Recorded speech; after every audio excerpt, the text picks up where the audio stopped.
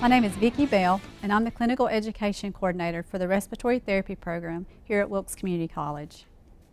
So what is a respiratory therapist? A respiratory therapist is a medical specialist who's trained in assessment, treatment, and prevention of acute and chronic disease, which affects all aspects of the heart and lungs for the adult, pediatric, and neonatal patients. Respiratory care focuses on the prevention of disease by encouraging smoking cessation, the assessment of patients to determine their needs and severity, treatment of lung disease by administering medications or providing therapy, oxygenation, or ventilation, the management of existing pulmonary disease, chronic obstructive pulmonary disease, or COPD, which is not reversible, but it is manageable, the diagnostic evaluation with pulmonary function testing and evaluations, education on disease process, medication administration, and therapies, not only for the patient, but often for the family as well, and care by giving the most important professional care possible. So what kinds of patients do respiratory therapists treat? Lung disease patients, they could be chronic or acute, heart patients, which includes congestive heart failure or open heart surgery patients, neuromuscular patients, which include ALS, Guillain-Barré, or myasthenia gravis, accident victims, could be through trauma or burn, premature babies, through C-sections or natural deliveries, children, adults, and the elderly. Respiratory therapists perform several diagnostic procedures.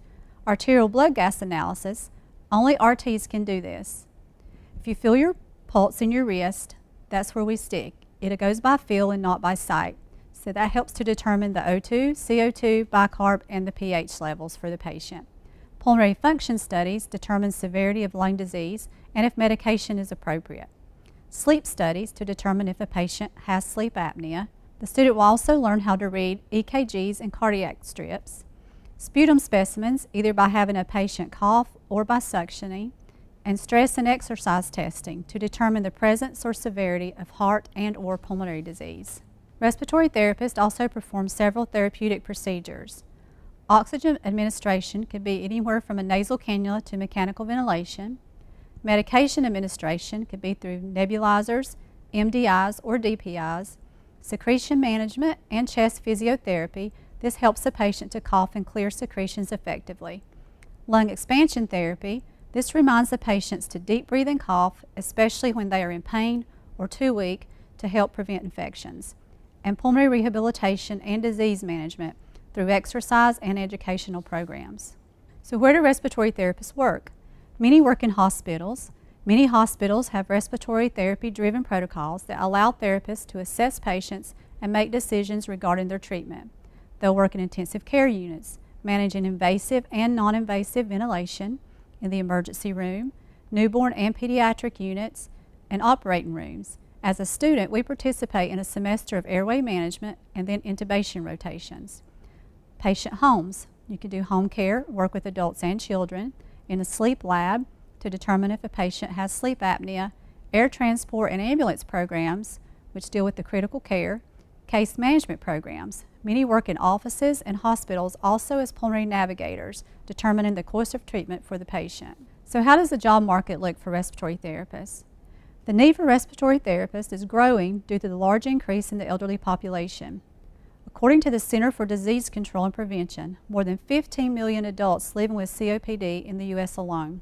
By 2020, all baby boomers will be 55 years old or older and will be more susceptible to COPD and pneumonia. Environmental impact on disease such as asthma. The technological advances in treatment of cardiopulmonary disease means that people are living longer.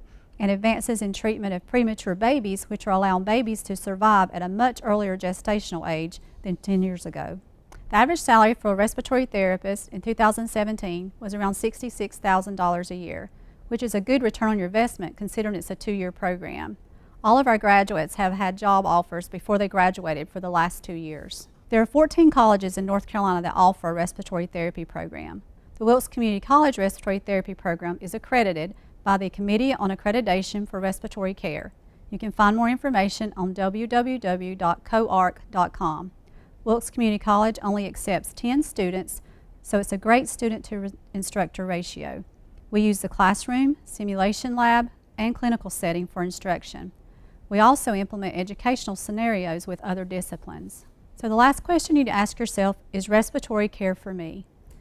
Do you want a career as a respiratory therapist can provide the ability to make a difference in people's lives, interesting and meaningful work, a high-tech and exciting career, a people-oriented profession, and the opportunity to become a respected member of the health professional team? For more information, you can contact Student Services or the Admissions Department. And thank you for attending the online information session for the Respiratory Therapy Program. Hi, I'm Billy Woods, Dean of Health Sciences here at Wilkes Community College. Wanted to take just a minute to thank you for watching the info session. We look forward to serving you in the future, having you here as a student, and watching your success.